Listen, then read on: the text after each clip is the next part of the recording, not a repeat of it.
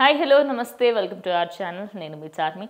మరి సినీ ప్రముఖులకు సంబంధించి అందరూ కూడా పవన్ కళ్యాణ్కి ఆల్రెడీ విషెస్ చెప్పడం జరిగింది. ఇక మహేష్ బాబు ఎప్పుడెప్పుడు చెప్తారా అని అందరూ కూడా వెయిట్ చేస్తూ ఉన్నారు. సో అటు రాజమౌళి డైరెక్షన్లో ఆయన నెక్స్ట్ మూవీ రాబోతున్న క్రమంలో కొంచెం బిజీగా ఉండడం వల్ల లేట్గా విషెస్ చెప్పాను, కానీ లేట్గా వచ్చినా లేటెస్ట్గా వస్తాను అంటూ ఆయనైతే విషెస్ చెప్పడం జరిగింది.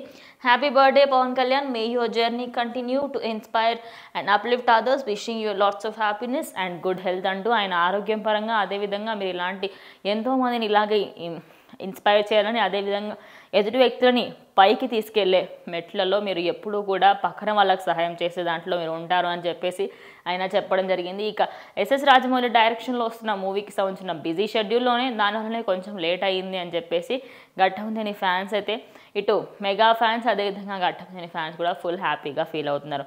ఇటు ప్రజెంట్ ఆల్రెడీ సినీ రంగానికి సంబంధించి కొన్నిదల ఫ్యామిలీ నుంచి, అదేవిధంగా పొలిటీషియన్స్ కూడా ఎంతోమంది ఆయనకైతే విషెస్ చెప్పడం జరిగింది. ఇక మెగా ఫ్యాన్స్ అయితే గబ్బర్ సింగ్ రిలీజ్లో ఫుల్ బిజీగా ఉన్నారు అనుకోవచ్చు. సో ఇది ఆయన బర్త్డేకి సంబంధించి ఫుల్ హ్యాపీగా అందరూ కూడా ఎంజాయ్ చేస్తున్నారు.